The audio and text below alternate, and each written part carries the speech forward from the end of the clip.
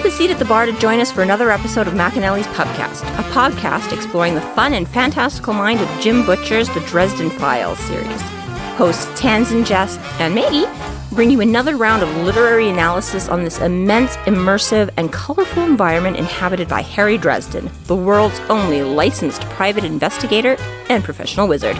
Join an active and engaged community of new and die-hard dedicated fans focused on the fabulous themes, theories, characters, context, lore, and more.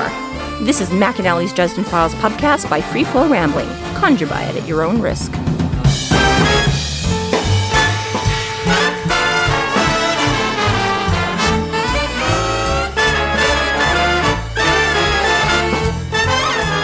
Welcome to the McAnally's Pubcast, brought to you by Free Flow Rambling. This is episode 12.5, Oink, Oink, Oink, where we are covering the novel Blood Rites. My name is Tanzan, and I'm joined by Maggie. Hello, hello. And Jess. This is the story of how I died.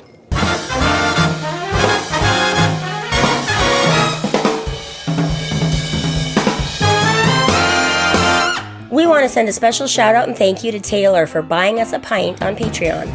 By supporting us at this level, Taylor now has exclusive access to episode outtakes, our special Discord community, and even our official sticker. A huge thank you to Taylor for all of the support. If you'd also like to grab us a pitcher, pint, or sampler to get loads of fun perks and exclusive merchandise, check out our Patreon channel today.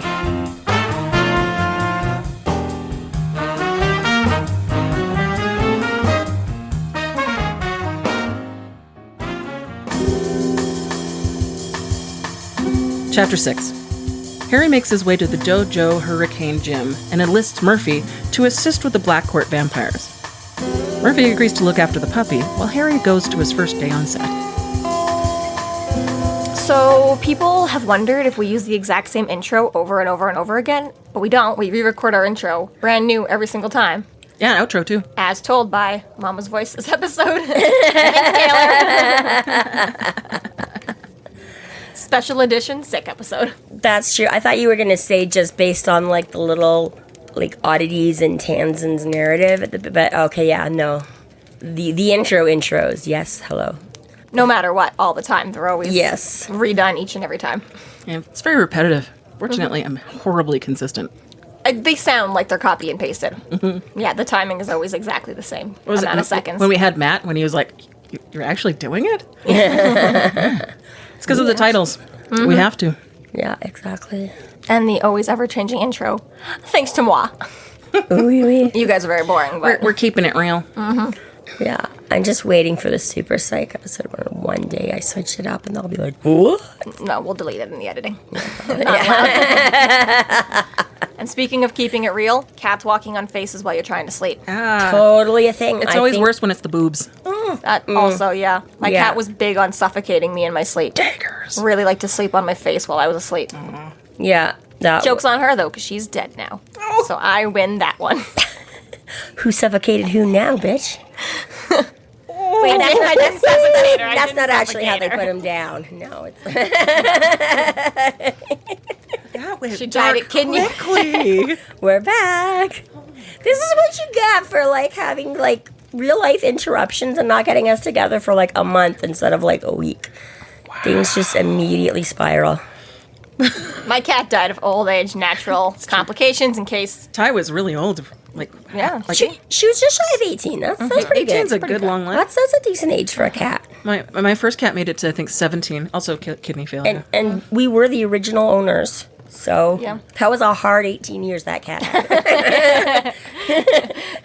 There's a lot of opportunities to go sooner. Any of you out there who are familiar with us, imagine Jess as your sole... provider and lover. I was going to say molester for... Oh, that sounds... oh, God. Mauler. Not that way. Your sole... loving, caring, caregiver. Torturer. Love bombing, I think, is what the word is. That they love bomb? Yes, that cat was bombed. But at the same time, Ty loved it because she would just stop and drool. She would. She's my baby, okay? And her dream. I was telling somebody about that the other day. I don't know how we got on it. Somebody talking about cats. And I was saying how Ty used to love Doritos, and she'd try and do this stealth thing where she would move like in super slow motion. So she's like, you can't see me. And Ty she would and take Mr. like 10 minutes to sneak a paw in and carefully cup a Dorito and slide it out of the bag. Oh, see, Rory's got no scruples about it. She just walks up, sticks her paw in the bag, grabs one, and walks away with it. So, like, Yeah, I know that was... she's so confident and just like, yeah, okay. Yeah, all of our cats have had the same diet as Mister. Coke and SpaghettiOs. Oh, like it's our fault they like human food? Right? I did not make my cat like Doritos. That explains a lot about Rory, actually. Yeah. I'm like, I don't feed you this shit. Where's he? Oh. Rory once used to live with me. Yes. None of it has Makes to sense. do with the inbred farm cat polydactyl issue she's got. I don't think she's considered polydactyl because she has less digits. No, doesn't she have more? No. She's got the She's extra missing. toe. She's got the only dew three. claw. Oh, no, she's all a she's dactyl. missing this one and this one. So she looks like she's Middle and constantly pointer. giving the live long and prosper. Right. She's missing. And yeah, we did look at it. It was like olodactyl instead of polydactyl or something like that. Yeah, she's a rare. You're right. I forgot. I was thinking it was the other way around. But you're right. It's more common to have the... Yeah, and for being such an inbred cat, I'll fuck it up and garbled. She's the smartest cat I've ever come across. She plants traps for people. That's why on today's episode we're promoting inbreeding. Wait a second. Any views expressed in this podcast are the sole responsibility because they are not reflected by Free Flow Rambling. So Harry basically is like, you're going to wake me up, I'm going to kick you out. Bob, take over the cat and leave. Which is apparently Mr. doesn't mind because Mr. gets to see new things on the town, which I respect. Yeah, I'd be being possessed by a ghost. You probably would see some cool shit. Adventure cat, especially when you're that large. You got it going on. Just have a mini panther running around the city. Done. Right? You were like, oh my god, a lynx got out. Yeah, really. Yeah, they're more like, especially the way he's all beat up and shit too, right? Like, Mr. looks like people are going to be more apt to just like, I'm going to leave that alone and call the SPCA from a distance. Is it a raccoon? Is it a lynx? On top of ingenious animals, you got this new puppy trying to climb a ladder. On top of that, though, Harry starts a fire so that he can toast some bread and make some scrambled eggs. It takes forever to get a fire A going and B out again. I'm not doing that for scrambled eggs and toast. I'd be like, okay, here's a granola bar. Okay, but you're not Harry. He has stated on several occasions and will on several He more. cheats with magic. He cheats with magic, but he keeps, like, you know, scouts and things like that, which in camping where you have, I'm hoping, please God, as where you've done your most fires, is, yeah, you have to make sure everything's completely out and blah, blah, blah, and you're, like, going, like, away from the, you know, he people that have them, like, ongoing, like, back in the day, those things smoldered all the time. You left your cover of ash and embers, and they did not, you did not want it to go out 100%. And Harry has repeatedly said he comes back and he pokes the embers and gets it going again. So, yeah, he does not have a blaze. Burn down his boarding house. Yeah, well, wizards, I'm sure in their 400 years of, you know, the other wizards have given him some tips on how not to have this happen. The rest of his place is actually just asbestos. Smokey the Bear. Well, it for probably real. is, given how old his, but, you know, Harry's got to have a big old stone Place is old. fireplace. Big old stone fireplace. Maybe this is where he cheats with magic, where he's got a little extra fire resistance on, you know, anything within immediate spark spitting distance of his fireplace or his little coal. But I mean, again, he only needs something little to cook toast and scrambled eggs. So is he doing them in his fireplace, or has he got like a little stove top? I'm sure he's got a cast iron or something like that hanging over the fire, but like, But I mean, still again, feel right? like that's so much effort for the simplest breakfast ever. No, I don't know. I mean, Sometimes it's worth it, though. It makes the breakfast better. Making a... Right? A little campfire cooked. I mean, I wouldn't want to do it I mean, every it takes day. nothing to toast bread. And again, once you're used to doing it, he's probably got this down to like a science. And eggs, I mean, they don't take that long. Right? Scrambled eggs? Come on, No, it Jess. doesn't. Especially So- scramble, yeah, Because that's she true. doesn't cook. Oh, I don't cook either, but... See, if you're doing over easy or sunny side, then that takes some finessing. Scrambled, meh, Right? we're good. I'm still judging him. Yes. He's judging you right back. Prayer. I know He's it doesn't like- sound like me, but this time I'm going to make an exception. It's like, Jess doesn't even bother to cook her ramen noodles, okay? I That's haven't how used a kitchen since I moved out of Mom's house, which was 7 years ago. Wow. Has it been that long? God, it has. To be fair, my whole job this whole time has been working in kitchens, and I use the kitchens there. Yeah, I just have not ever used a kitchen in any of the homes that I have rented. She doesn't like to interact with people. You're like the mechanic that drives a shitty car. Well, no, she doesn't really cook in those kitchens either. She's like a prep chef. Wow, okay. Let's not get crazy here. I cook everything the first time. Oh, wait, what? I have to smoke all the meat and cook all the bacon and shit, okay? They just heat it up again online. Sure. I wouldn't know because she never invites me to her job or, like, even tells me where she's working. She makes it, like, this whole big, like, scavenger hunt spy game. I have a resume. I know. Well, I know now. She thought it was going to take me, like, decades to figure out. And I'm like, well, you Tricked you. Foiled again. There's so many places that, but yeah. So Harry's plan for the day is, like, he's got to spend most of his day at the studio. And that's, like, an 8-hour job, which Harry's not generally used to. Doesn't normally need to go clock in anywhere for 8 hours. So he's like, I got to plan around this shit. Can't just go where I want to go. And decides that he's going to make a couple of stops on his way there. Right. Well, while he's sitting there, he does ponder that, like, he thinks the person who did the curse for Genosa is within his social circle already. Genosa's social circle. Yeah. These are very targeted, crimes of passion, all the women around him. Yeah, he's like, it's not as invasive or vicious as some other forms of magic, but it's getting some nasty results. So yeah, somebody that's probably got some emotional investment somehow, some way, somewhere to either Genosa or the people around him. I sting in love that he's got a Rolodex. Right? Like, that's so old school, like really old school. I've seen them. I've never had to use one. I feel at some point I have definitely used a Rolodex. We just had one of those little notebooks. The question is, was it at a workplace or was it on my mother's desk? Or no, I think my dad. I feel like Dad had the Rolodex. Mom had like her address book thingy, but That would look cool. I feel like I remember flip. flipping through, but like even early versions. You know what a Rolodex is, I right? have no idea what a Rolex. I thought it was a watch. Okay, So that's a Rolex, dear. it's this. You can tell we come from humble means here. It's a center post, and then it's got cards on it, and you rotate it. Okay. So you just you rotate whatever the alphabet. So it's an whatever alphabet index, part. Yeah. but it rolls. So Interesting. it's a Rolodex. Yeah. I just see Jessica get busted on the street. Hey kid, want to buy a Rolodex? And she's gonna be like, yeah, look at that. Why am I buying watches? Because you're dumb and you don't know the difference between a Rolex and a Rolodex. Why would I want either? Tonight. Well, because if you're that, you might figure, the prestige that comes with having one of those. I'm dumb because I don't know about obsolete technology. Oh, there was nothing technical about it. It is it's a It post has that a rotates. That thing, wheel. that's a Rolodex. Okay, I've seen those on the desk before. I just didn't Yeah. know they were called a Rolodex. You can put business cards in them. That and shit. seems like a way too tech name for that bullshit. See, Harry's is going to look like that. Like, he's going to have the big plastic center wheel, and all the cards are going to be, like, old and frayed. Who and just like, puts that in their pocket? Nobody. It sits on your desk, He dumbass. says he grabs it. Maybe just to do his phone calls. Which he makes. 2 of them. Doesn't say to who. But he leaves voicemails. And then he leaves.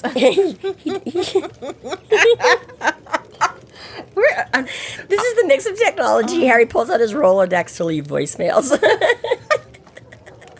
We're just spanning the ages here, folks.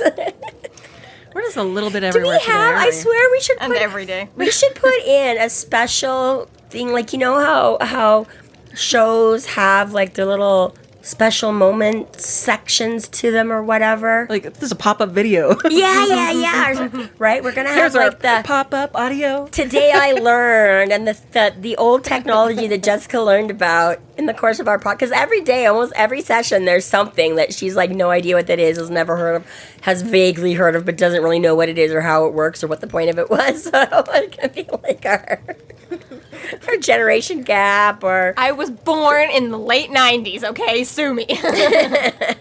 My mother loved me enough. Maybe she would have bought me all these things as a child. Last century. Oh, I'm sorry. We don't have enough things. Let me go home. I'm sure I Shut can up. find you a Rolodex. Oh my god, that's great. Apparently, I don't have enough stuff, people. Oh. Feel free to send me your interesting and unique items. No, she has enough stuff. I helped her move. Enough. It's enough. Apparently not. Apparently, I've deprived my daughters of significant educational facts here. All right, where were we? Harry heads to dojos. No, he pulled out his Rolodex and left voicemails. And then he went to dojos.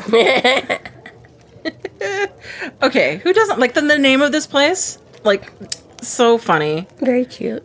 Like, I wonder if there's like a real life. I love a good pun like that, right? Well, yeah, I was gonna say if that's like a real life thing. Like, does Jim Butcher actually? Because he's like done martial arts and stuff like that, right? Has he gone to like dojo, or is it purely his imagination? Or I don't know. It's just funny. I just have I like every time I see that name, I just think of like the Pillsbury Doughboys, like a bunch of them, like being all sorts of chaotic and like attacking each other. Like it does kind of bring that visual. It elicits some very strangeness, especially with Hurricane. Like this is cacophony of dojos, Hurricane Jim, Pillsbury Doughboys everywhere. Right. I kind of love it. Although this is kind of, the place had once been a tragically, if predictably, short-lived country and western bar. Well, Chicagoans, how do you feel about your country western music? Right? How popular would it be there? I guess not very. I don't know. Like, country music's popular in a lot of places. Like, I don't know, but he refers to it as being tragically... They don't have anything like, say, a stampede there. Predictably short-lived, yeah. So I'm thinking... I'm going to just go out on a limb here and guess that, like, their jazz bars grossly outnumber their country western bars. I feel like they probably got over that. I don't know. By this point. Maybe, I don't know, but yeah. So basically, yeah, all Joe did was just rip everything out to the bare bones and stick in some gym equipment. Yeah. So we got this really kind of fun, like, little... Where he arrives, he describes like Murphy kicking ass on this one guy, and I think it was a really fun way for Butcher to show how skilled Murphy is at her craft without like having to say, like point blank, because it just shows how well she does. So coming into this dojo, and you can see like Karen Murphy is just about to take on some opponents, and it's all the fellow cops. They all come and hang here and get all the their SI training guys. on. And she's facing two of them, Stallings, who we know very well, and then the rookie. O'Toole. Was it two? Oh, I thought it was just O'Toole. Yeah, two of them come at her. Yeah. Oh, I misread that. Yeah, so she's got kind of the middleweight, stocky Stallings and the very tall rookie O'Toole. And I like it because the very first attack that she does on these two is she kicks at them. And as we just heard from way, way, way back in Chapter 1, Harry's advice was all kick first. And that's what Murphy does. 6 chapters later. Kick first. Oh. I did not bring that together, but okay. I'll take it. I mean, he does. He booted the flying monkey in the face or whatever with his... Right. I guess they booted the vampire in the face, too. I made like a baseball player, slid in feet first, and planted the heel of my boot squarely on the end of the demon's nose. That was the flying monkey. That was against the flying monkey in Chapter 1. And he gave the advice. He's like, just kick at him.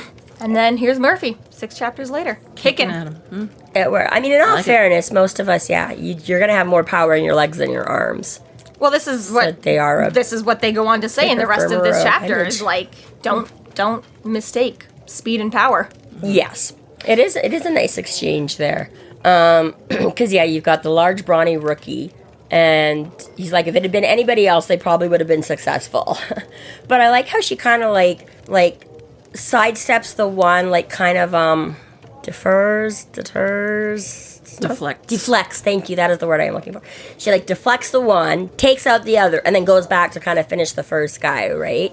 So it's like, she's like, right, figure out your priorities, and now I can see is like she's multitasking. Yeah, well, like the Sherlock Holmes, the Robert Downey Jr. Sherlock Holmes, where like everything slows down, and then he like does the play-by-play in his head. So he's like, first I'm gonna like give a left uppercut, and then he's gonna fall to the side, and then I'm gonna bring my knee, and then like boom, boom, boom, boom, boom, and it's like 0.2 seconds, and he actually does it all.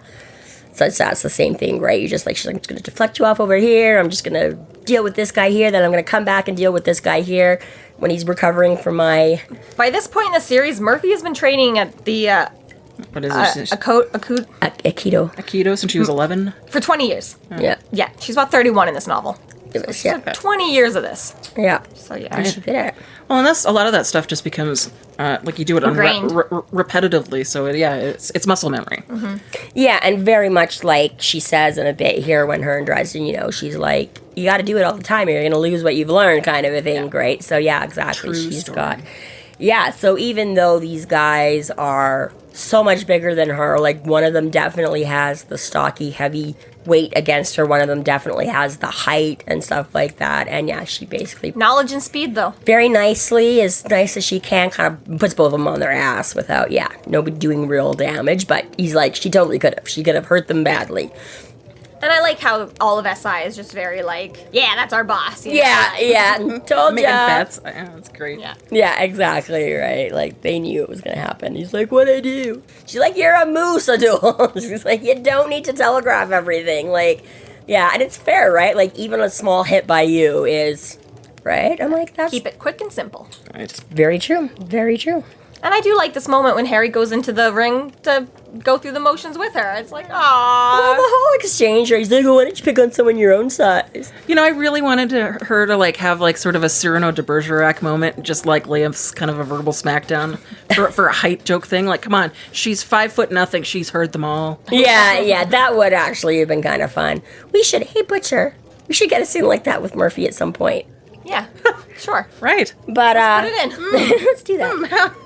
How would we do this? But Harry. It is Butcher. It is still a cute exchange though, where exactly. She's like, "Oh, say it to my face," and he's like, "Give me a minute to amputate my legs, and I will." And, It was pretty clever. I did right? chuckle. Like, and the meanwhile, right? He's just ditching the coat and already like he's Handing off the staff. yeah, he's like Somebody he's hold go- this puppy. Yeah. So we do find out that he has been doing training with Murphy, which is about time. Like, Right. So cover your bases, man. Harry's leveling up again in this book, and we've seen him level up in other ways, but this is like I say, like now that we found out that his coat has some protection. Because I remember again when I went back to do the reread, I was like, oh, next book he starts putting spells on that shit, and it wasn't the next book, and it wasn't the next book, and then it was right. And you're like, wow, it took him that long before he right. So it's like Harry's finally wising up, and he's getting his ass kicked enough that he's like expanding. It's not just like his combat spells and things like that, like, oh, I need to learn a quicker fire spell, or I need to learn like a bigger, he's like, okay, I'm gonna start putting some armor on my fucking coats, because that's on me all the time. It's gonna take some, he's like, I'm gonna start learning how to not just take hits, but how to take and return, because like he's made that point, right? He's like, you just get really good at getting beat up, you'll learn how to take, and now he's like, okay, I learned that part really well. Maybe now I'll learn a little offense to go Last along book with he took that. up running. Right? Yeah. So, right, he's Endurance? Wow. yeah, it's like he's starting, whether it's fully consciously or maybe just out the back of his mind, but he's starting to be like, okay, I gotta be prepared for this stuff's it's not a one-off anymore. This is a big part about wizards, though, is like you're only as powerful as your preparation. If you're not going to take up running, that's on you. You could have done it. Yeah. And he's like, I guess I gotta start doing this shit. Well, he's self-professed. If anything goes wrong, run. 100%. So That's true. If that's going to be your number one rule, better do it well. You better, yeah. I was gonna say, now all of a sudden I've got a whole lot more to run from, so. It's like if you're going to take up the role of the doctor, you better get those shoes out, Oh, man. fully. Right. Yeah, exactly. So Critical Role, campaign 2.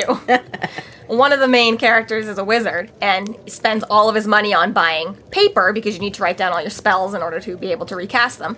But also puts all of his points into wizardly things, spells and intelligence, right? And then they meet another wizard who's like got really high strength, and he's like, "What the fuck? I thought he was a wizard." And DM Matthew Mercer was like, "You can also lift if you're a wizard. You can have other hobbies, okay? You can put into intelligence. You can put some things into strength sometimes. You can bench press.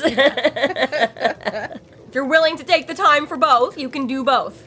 Yeah, yeah, you're right. We tend to. I mean, even Harry has said this, right? How many times have people underestimated what? Don't expect him to pull a gun. He's a wizard. Everything's going to be magical, And Harry's like, yeah, I'm going to put a little bit more money where my mouth is there, and exactly right. Like, What's that Jack of all trades quote? Jack of all trades, master of none. But it goes on. It does? A jack of all trades is the master of none, but oftentimes better than the master of one.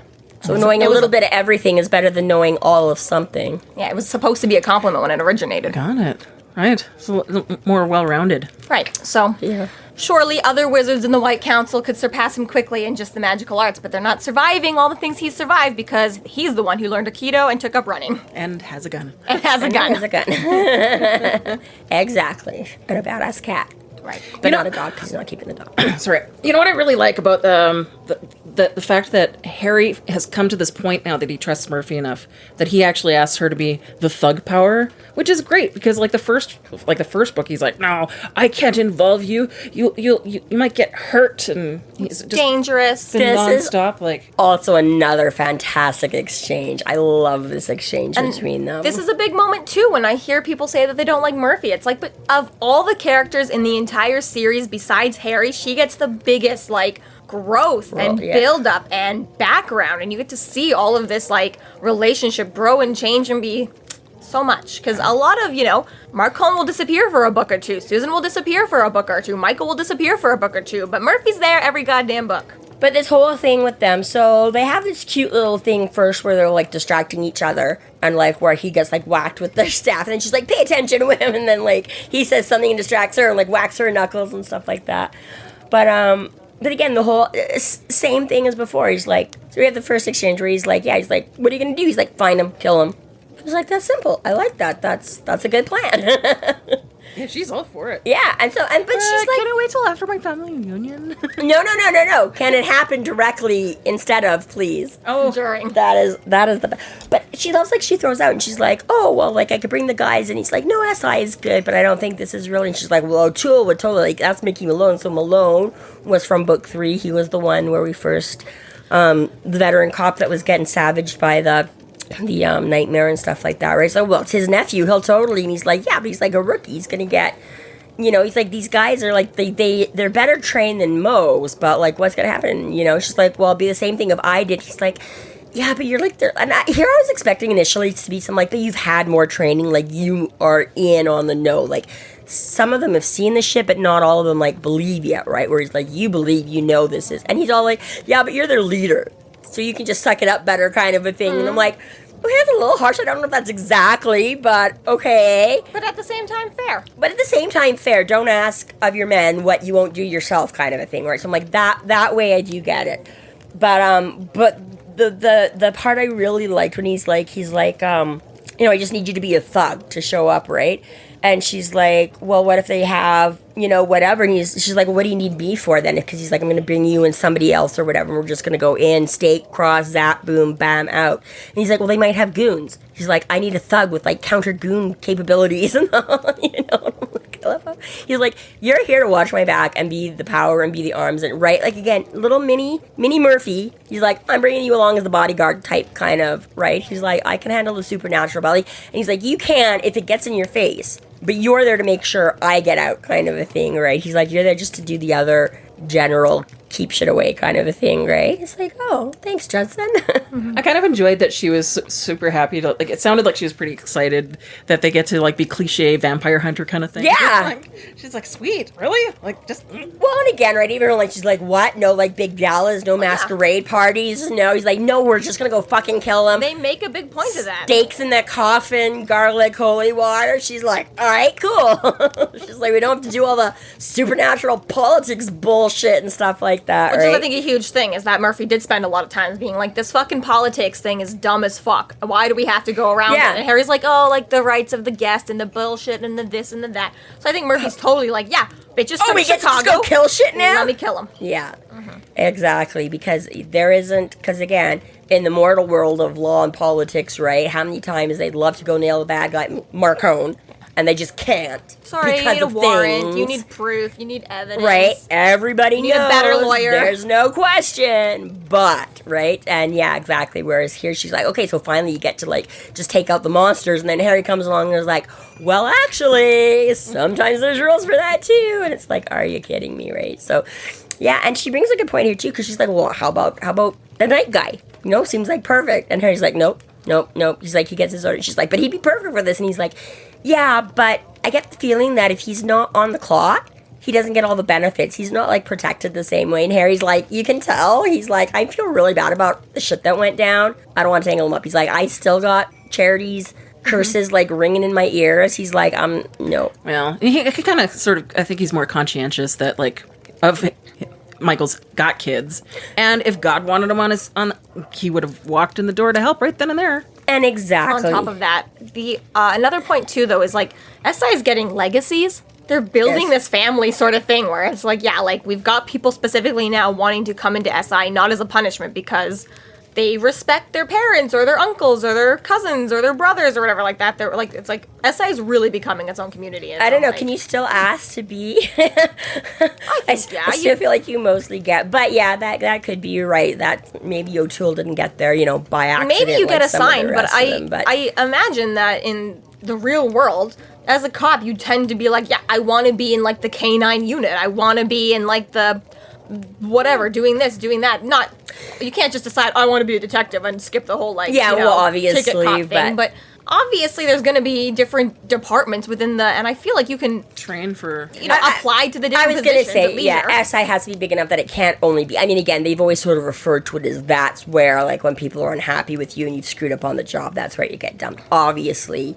It has to have more staff than that. Yeah, 100% of it can't be just that kind of a thing, right? Like, might be in Chicago, a lot of them fuck on. Well, I mean, in any department, I'm sure, and that depends who you piss off, and, I mean, again, right, different, certain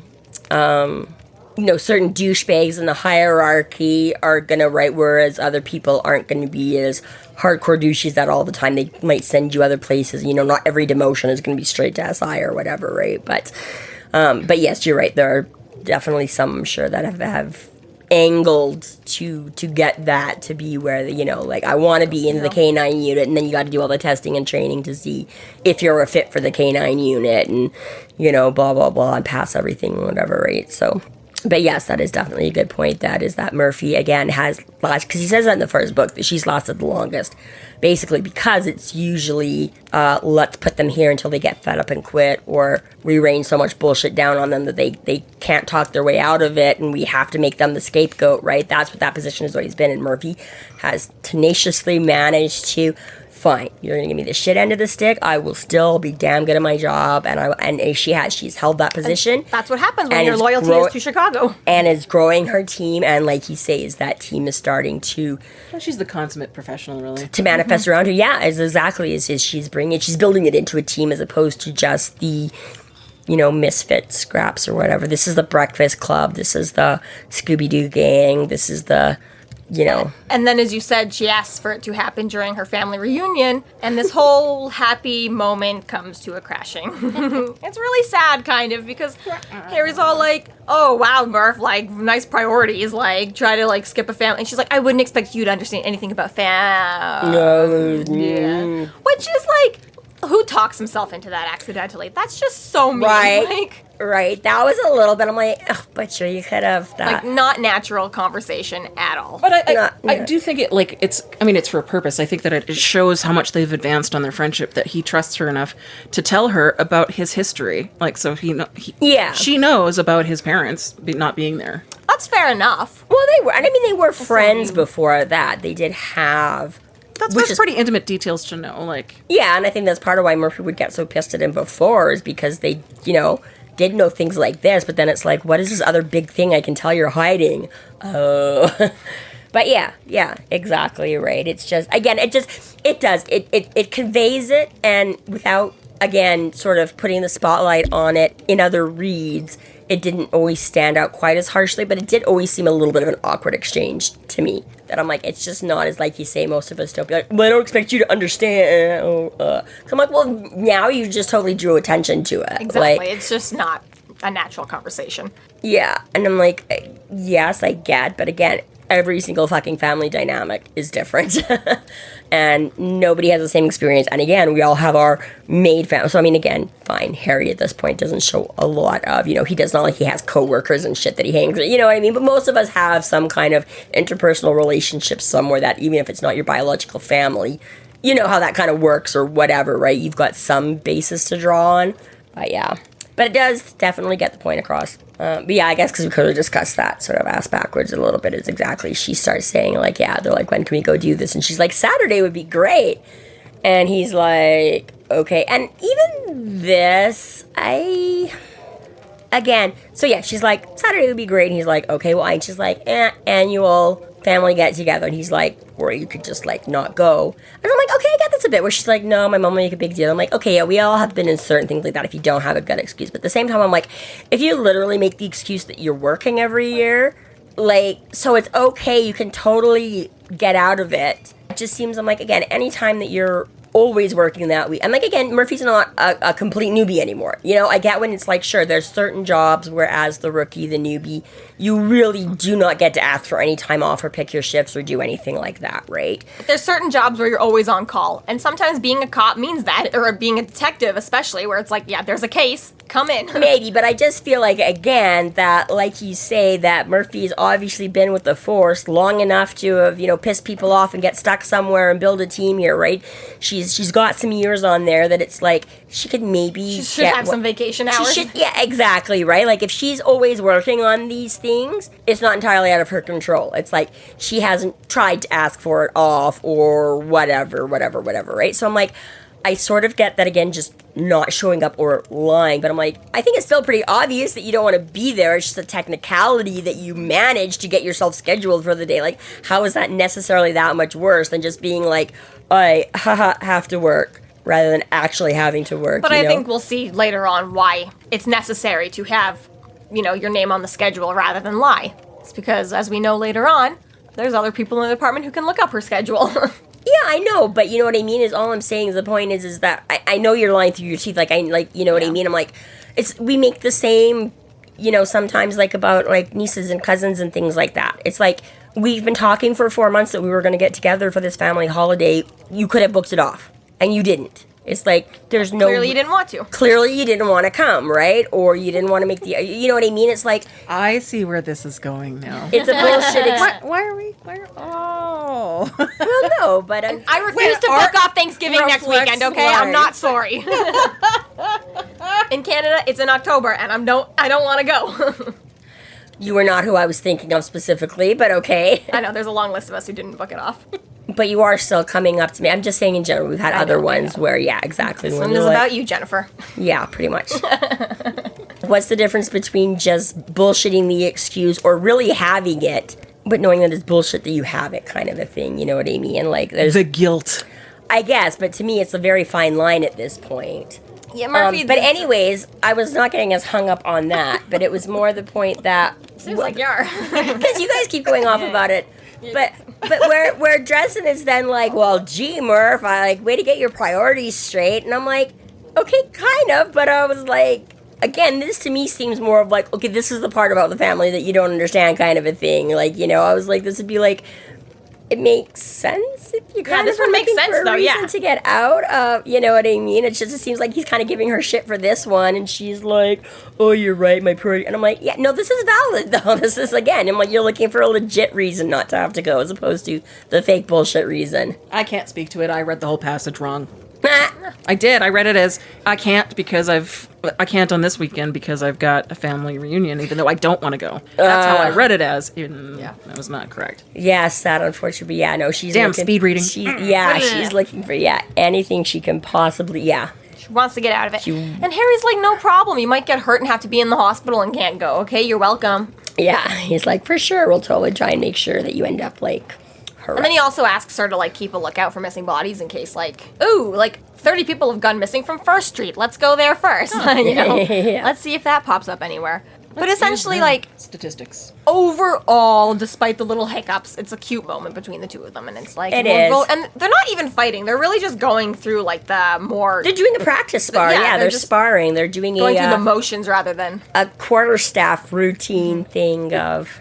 I don't know, with sword fighting, it's like, isn't that the katanas? The wooden... There are katana sword fights. Katanas are just patterns, I think. Yeah, like that's what I mean, right? Like the sequence or like with Tai Chi and things. Right, that's what they're doing, right? They're doing a scripted practice sequence They're of dancing, events. and it's very nice. And they do, at one point, they do speed it up and stuff like that, right? So again, it starts off with the slow practice, and then they get going to again get those muscles and, like you say, muscle memory and all that. But it's cute, too, because she's like, by the way, how many laws are you planning on breaking doing this? And he's like, none. For real, I just want to go squish the vampires. And she's like, are you sure? And he's like, you can pull double duty as the conscious officer. Like, honestly. Except he's like, the whole point he even wants backup is because they're probably going to have hired hands. And hired hands means human. Yes. So it is a crime to kill humans. But, that's what he's saying. He's like, you can be the conscious, because he's not there to kill them. He's like, we just want it. So he's like, fine, you can arrest them or take him out. handcuff him to the whatever that involved, right? He's Okay. like, I don't really care how we... But yeah, exactly right. He's like, no, I'm not just... and I'll make sure that... Which is fair enough. If you do kill all the vampires, what are the thralls gonna do? Like, eventually you think they'll get off the drug and go back to normal society, or maybe they'll need to, like, check themselves into a mental hospital or something. But I doubt that they're just like, okay, the next vampire is gonna come and buy you Scoop up. us up or whatever, yeah. I doubt that they really on the radar like that, right? If you don't keep track of your own thralls, and they'll just get out into the countryside and go native again, like... Yeah. But yeah, I think that's his point exactly. I don't know why I think that's so funny sounding, but it is great. Thank you. You let your humans mingle with the other humans, they're gonna remember what it's like to be human. But, like, okay, so here's the worst part about it. You have to go into someone's job and you, like, ask them to come and kill all these vampires with you, and you kind of have a little bit of a snit for a second about family, but you move past it quickly because it's too awkward to talk about. And you're like, also, like, maybe look out for some missing bodies. And once you've asked all of this of a person, you're like, also, you have to watch my dog. That's a big ask. It's taken pretty small in the book, but I couldn't just walk up to my friend and be like, hey, watch my dog. Bye. Do you know what got me first, though? Is that when I read that he put the dog in his pocket, and then so he goes to the dojo, takes his jacket off, leaves it on the floor, doesn't take the dog out of the jacket, just leaves the dog in. So when he puts it back on, then Still she's in like, the pocket. it's still in the pocket. She's like, now is that a dog in your pocket? It's taking a nap. It is funny, and I'm like, this is the thing. I mean, this is part of what you're sort of getting about this little puppy and his quirky little personality about, like, Chill stowing AF. away, and then, like, fine, he's down in the lab, then he's going to try and come up in the morning and hang out with him. But exactly, he's like, he's fell asleep. I'm like, occasionally, like, if you really played a lot with them, you can tire them out and they don't move. I mean, there are, little videos about poking and, like, flopping ears and lifting feet. But most of the time, most of my experience, if you've got an animal sleeping on you, near you, in your, right, and you try and move, right, that's that whole thing about, sorry, I can't come into work today. My cat fell asleep on my lap, right? Because as soon as I move, the cat's going to wake up, right? So it's like, how did this dog, I love how this puppy that you just dropped into your big voluminous duster pocket here just was good enough to just sleep through all of that while you Dude's comfy in there. There's, like, pocket sandwiches for days. stood up out of your coat, took your coat off, put your coat down, voices, things, new smell. I mean, again, right, like friggin' my very old dog now gets anywhere Help, near I'm trapped! and I have to stop every, like, 17 inches for her to sniff, let alone, like, a new puppy where everything is new to them. I'm like he would not be all over. I mean, can you just imagine the smells that would be in a gym? Like, This is a dignified puppy. He doesn't have time for that. right? He's like, dude, I gotta get my sleep on now. I can just tell this is gearing up to be a day. So I'm, Trying to climb a ladder as a tiny little puppy is like hard work. cops and soldiers and those kind, right? You sleep when you can sleep, and parents, it's like anybody on the front lines there. You sleep as soon as you can. Listen, when you've spent your first couple days of life under the guards of monkey demons, okay? You're not fazed by a goddamn dojo. I guess. That's true. It could There's not, no flaming monkey poop here? Great, I'm taking a probably nap. smells better than that, but then again, on the level of what dogs feel smells better or not. I mean, like I say, my dog will turn her nose up at carrot sticks, but will have no problem investigating some kind of scat out in the woods, so it's really hard to tell something. I'm like, see, in our opinion, I'd be like, it's got to smell way better than the flaming monkey poo, but I don't know how dogs would judge that. Yeah, fair enough. I don't know. Does that make the dojo better or worse? Yeah. That face is pretty much exactly it. But yes. Harry's gotta get to she's work. like, oh, you got a dog. He's like, no, I didn't. Here, keep it for the day. And she's like, what? Like, no, I don't want it. And he's like, no, you don't have to keep it. Just one. But yeah, same thing. I always thought that too. I'm like, when have I ever just been able? I'm like, I have like my pet that I legit, I'm like, I have to go out of town or I'm moving and I can't get into my new place for 3 weeks. I need somebody to look after my...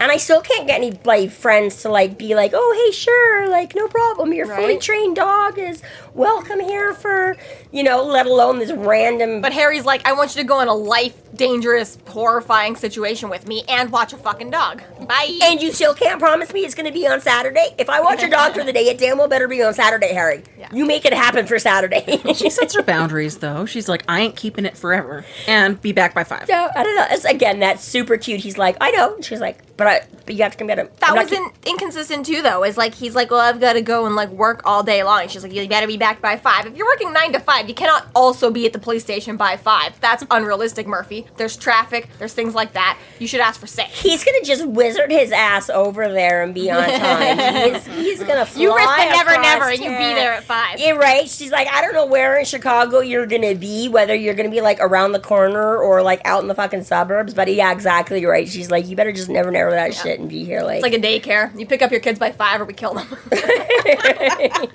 I don't think that's quite how that works, Jessica. That's how I remember it being like. I don't know what your caretakers told you. 4:59 and mom's not there, and I'm like, they're gonna fucking kill me. There's a reason I like those aftercare centers. That sounds like trauma to me. I don't know. She forgot to pick me up a lot. It was not a lot. I didn't forget. So it has happened. Hey, working single mom, okay? There's things like traffic, people. I did not always live around the corner from their school. How did you survive? The aftercare workers don't actually kill them, That's how they survive. Me, potentially, I was in danger of being killed a few times. The children were much better off. Welcome to Rare Insights with us. You're just wait, Tanzan. Your turn is coming. When you get to daycare, you let me know how it goes for you. I'll be the one in daycare. Here's your pudding. Okay, what are you doing, Dresden, that you can't watch a fucking dog all day? You don't even have a real job. All you can't stay in practice, and now you're ditching your dog that I'm not keeping. I know, all you do all day long is go on a convenient dog walk path all day long. So what the hell, man? But it's his life that it's a convenient dog walk path. Well, he's not going to an office every day, right? He's just like, skulking after bad guys. Can be really convenient. I'm just walking my dog. Therefore, I see. Okay, I was just wondering. Walking in parks and walking down alleys. Yeah, walking my dog. That's all a private investigator does. Is just walking in parks. Yeah, that's what Larry does. I see TV. They're always in a park somewhere, sitting on a bench, eyes cut out of a newspaper. Hiding behind a tree. It's in all the movies. I love it. It's tried and true, tested and true, standard operating procedure. Okay, people. Is that from the SOP? What is that from? That's is that a Pink Panther thing? Pink Panther, Looney Tunes, Scooby Doo, Inspector Gadget. Oh, that's probably Naked Gun. Like, come on, 21 Jump Street, probably. Right? The remake. They were goofier in that. But yes.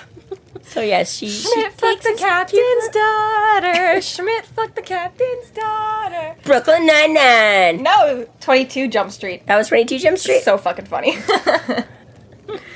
I obviously have not seen it. Anyways, Harry, why are you so busy? I got a job. Gotta go work at a goddamn porn studio. You're a pig, Dresden. Yeah. I didn't know. She saw it. Oink, oink, oink. Yeah. I didn't know. Yeah, you know who told me? My lecturer skull. Yeah. You know how I had to find out? My lab assistant. Yeah. Which is really the job of an assistant. So Bob's good at his job. He's worldly. Mm-hmm. Yeah.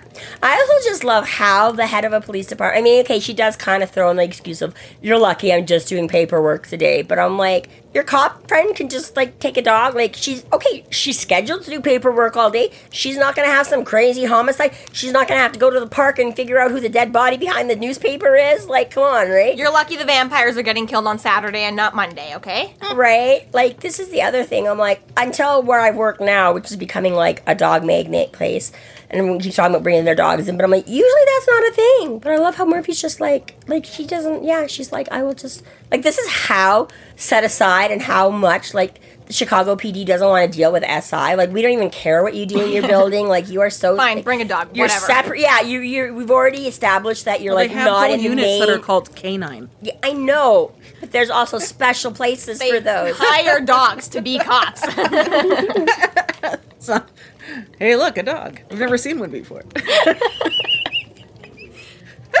But Murphy's department, okay? There might be And haunted dogs. I don't know. Okay, you'd also have to think SI has got to Called be... hellhounds. Yes. Language. They've enlisted. You've got That counts. God, sorry. After the whole Lucaroo thing, I'm thinking SI is pretty traumatized about having dogs in their building, okay? Murphy's afraid of Just dogs. because she had the holding cell there. Yeah, but she doesn't like big dogs. Right now, it's still an adorable puppy that, like, fits in his pocket, so hence why I think she's okay with it. But This yeah, is just she the doesn't like suspension big of dogs. disbelief. This is Your a friend can ball just of take your floof. dog to work. Yeah.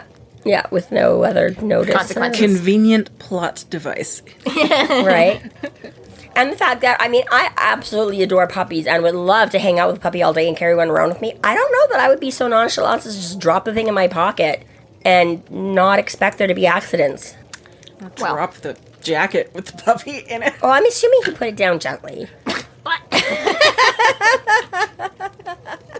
I mean, she just keeps bringing this I up had to like, reread. like he chucked his jacket Is there a dog in there? Like, why Like, would you do that? He did not, play pinata with them. Like, That dog knew what he was getting into when he crawled out of that box. when he Okay? was discussing the gym equipment, the flicker bags were in a complete and total separate area from where he hung his coat. He did not hang his coat and then beat the pajamas out of it like he went on a speed bag. Okay, that was not the same part and parcel of... Just grabs his coat and throws it at the wall. Right? Like, Oh, God. And it went dark again. it's okay though. The duster has protection spells on it. So Oh, yeah, that's fine. That's fine. He didn't even see it. he could have completely just chucked it into a wall. Dog didn't even notice. It feels like it's floating. I feel like I was just watching something like that, but I can't think what it was, like from a movie. It's like or a show where Doctor it's Who like, pocket. They Like come it's into bigger on the inside. right. It's in its own pocket dimension. Ha ha ha. Yeah, there's something where the guy goes to like, oh, Jesus Christ.